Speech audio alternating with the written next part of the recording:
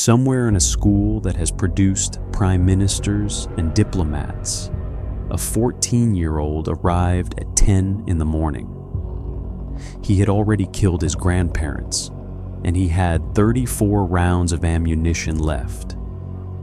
That's not even the worst story this week. Stay to the end, where true crime meets dark fiction, where real evil inspires gothic horror. This is This Week in Horror.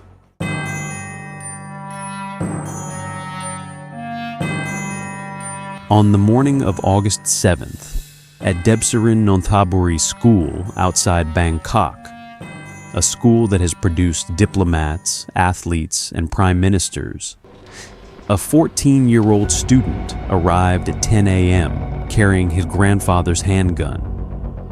Before he reached the school, he had already killed both his grandparents at their home. At the school, he fired into classrooms and corridors. 5 teachers and staff members died. Students aged 12 to 17 ran for their lives.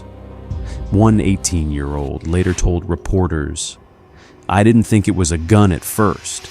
Bang, bang, bang. Then it went quiet. Then it started again." The shooter turned the weapon on himself. When emergency workers reached him, they found 34 unused rounds still in his possession. He had come prepared to fire far more than he did.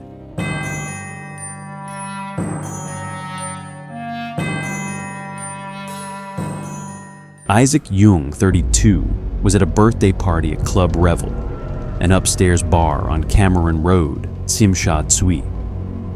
At a nearby table, members of the Wu Xing Wu triad were drinking. Something about Jung's behavior caused what police would later describe as dissatisfaction. The attack lasted approximately 30 seconds. Jung was beaten with bare hands, left unconscious with skull fractures and internal bleeding. He never regained consciousness. He died 5 days later. In the weeks that followed, 16 people were arrested, including a triad leader who turned himself in, a 52-year-old man charged for arranging the getaway vehicles, and a Thai national charged with murder. 16 people mobilized for a 30-second attack, and Isaac Jung never knew it was coming.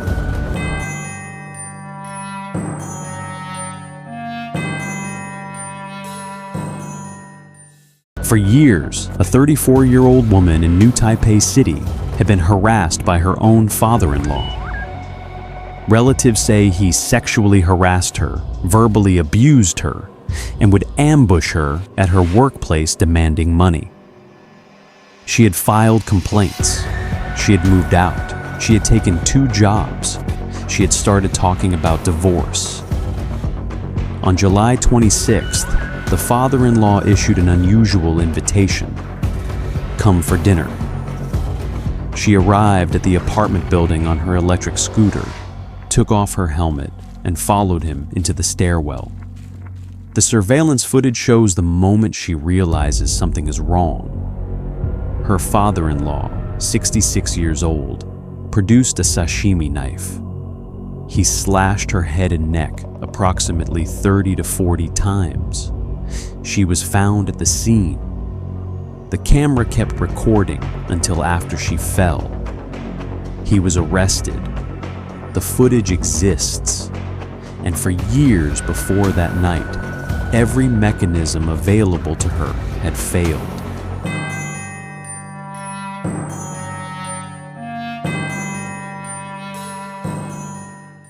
On July 29th, a lecturer in Kluang, Johor, went to check on a female student who had been reported unwell.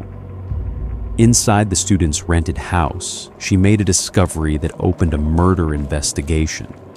A newborn baby girl inside a toilet bowl with multiple stab wounds to the chest. The 19-year-old student was taken to hospital, where doctors discovered she had just given birth, and that a second baby, a twin, was still in her womb. The surviving twin was delivered safely, A 24-centimeter knife and blood-stained clothing were recovered at the scene. The boyfriend, also 19, also a college student, had paid his girlfriend 450 ringgit to terminate the pregnancy. The abortion failed. The twins went to term. One survived. One did not. The female student is now charged with murder. 2 college students.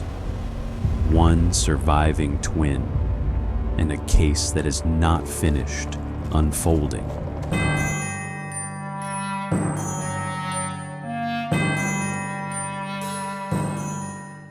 Elizabeth Jane Ross was 38 years old, from Edinburgh, Scotland. In late June, she traveled to Greece on holiday. She was staying with friends in Piraeus.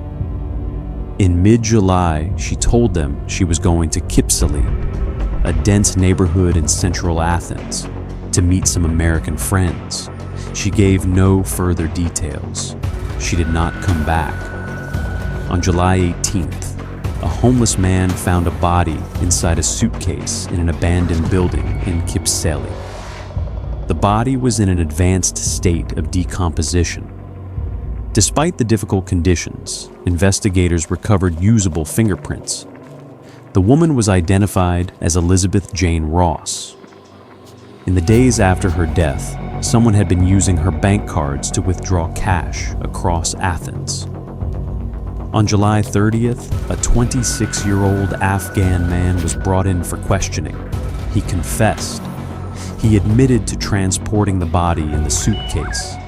He is charged with homicide, robbery, and weapons offenses. What happened before she was put in that suitcase? Who the American friends were, whether they ever existed, remains under investigation.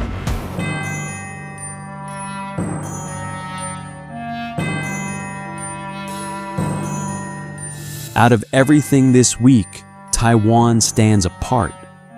Not because the knife is the worst weapon on this list, but because of what happened before July 26th. She filed complaints. She moved out. She took 2 jobs. She started talking about divorce.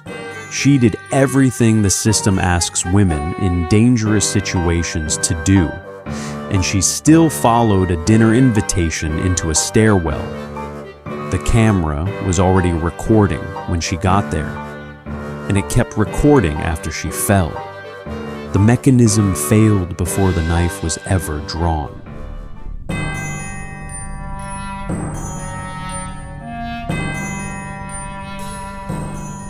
If stories like these get under your skin, wait until you see what they inspired. The Horror Wedding Series, Episode 2, The Mole, is streaming now.